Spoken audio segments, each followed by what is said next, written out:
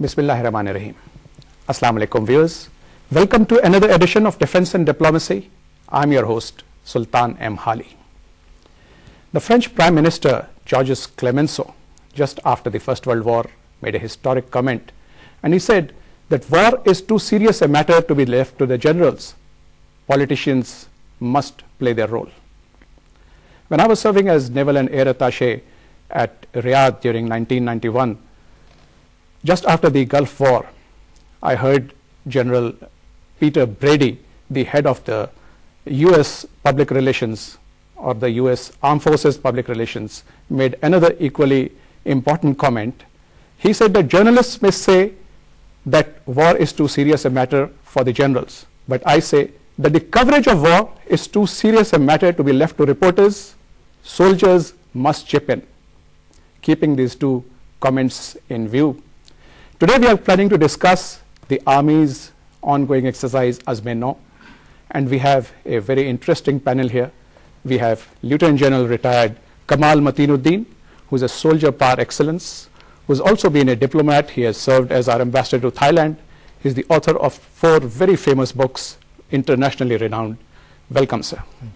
And we have a member from our younger generation, a new breed, who is a political scientist, Moeed Yusuf, who is also representing the US think tank, United States for Peace. Welcome. Let me take you a few years back, sir. 21 years ago, we had the last major exercise, the what you call Zarb-e Momin. That came as a sequel to Brass Tacks by General Surdaji of India. What do you recall of it, sir, and what is the significance of Azm-e-Naw vis-a-vis that particular exercise? Well, I think the exercise Brass Tacks held by General Sundarji, the Chief of Army Staff of the Indian Army, was an exercise which was carried out very close to our border, and it threatened the integrity of our country. And I think what was required was a response to General Sundarji's exercise Brass Tacks to try and tell them, or to ensure that he also knows that the Pakistan Army is well prepared and can defend its territory. In fact, will be able to take its offensive into Indian territory, and that is where this concept of an offensive defense was evolved. This exercise Azm-e-Naw is, I think, generally speaking, on the same kind of a environment where the Indians have held 12 major exercises along our border, the latest one being in February this year. And there was a need to tell the Indians as well that the Pakistan Army, although it is involved in some operations in the frontier, is fully prepared to meet any eventuality on our border. In fact, what you're talking about is the cold start strategy, which was evolved about 24 months back, and in the 24 months they have had, Indians have held 12 exercises. And what is your opinion about Azm-e-Naw in this regard? No, I think the signal is very clear. I think there is a dual signal here. There's a signal to the West, which I see, which is that our paradigm hasn't shifted. We still believe that India is the principal threat, and although we are embroiled in a battle with the Taliban, which has been much hyped, we remain very much committed and prepared to take on India. And I think the message to India is that don't think we've been weakened enough by this Taliban onslaught that we cannot take care of our problems on the eastern border, or that we're not prepared for you. So there I think it's a dual signal, and both signals have come out very clearly, and that's why the Army has made sure that there's a lot of publicity around Azm-e-Naw, as you've seen. Right. So you have been one of the pioneers of, as far as the joint operations concept is concerned. I remember you were the Director General of the Joint Staff Headquarters when it was first formulated. So what this must be, in fact, a redeeming factor for you personally, that in this particular exercise we see joint operations at their peak. Yes, I think this was a requirement of the Joint Staff Headquarters when it was raised, that we should try and have as many exercises as possible, and the joint operational planning was something very essential for the safety integrity of our country.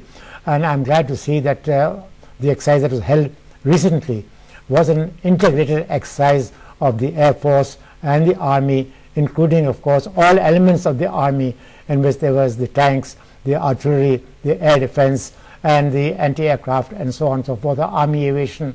All that was integrated into one major demonstration of firepower, of both firepower and movement and mobility.